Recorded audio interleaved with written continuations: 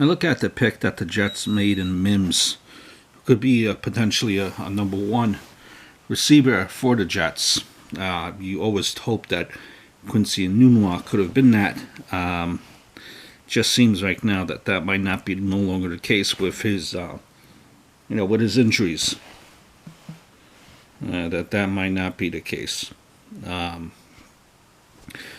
I think Mims is one of the top receivers in the draft. Ran a 4.3 at the combine. I think he's a decent slot over the middle receiver.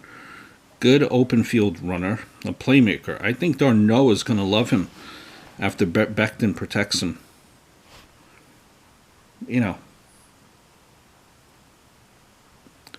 The combine time, might have been a fluke. I think he plays fast and elusive.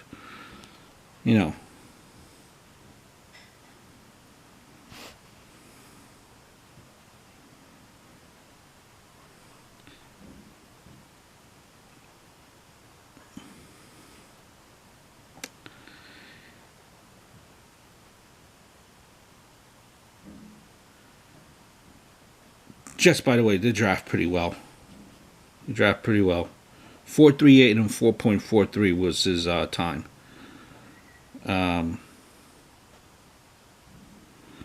Mims has done it twice, 1,000 season.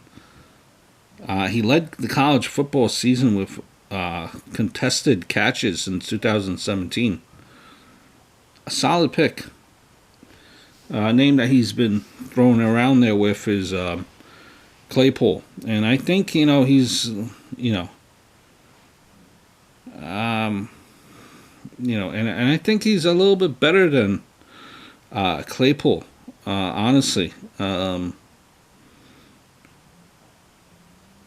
Claypool right now, I think he's about 6'5".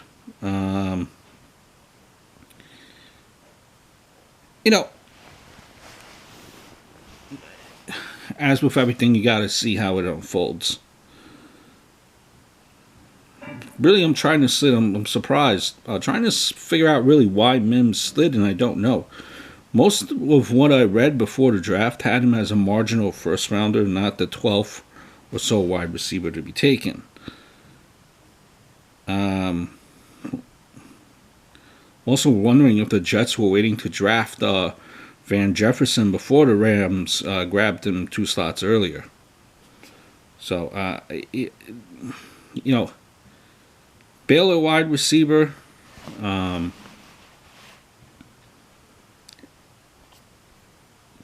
Kid has potential.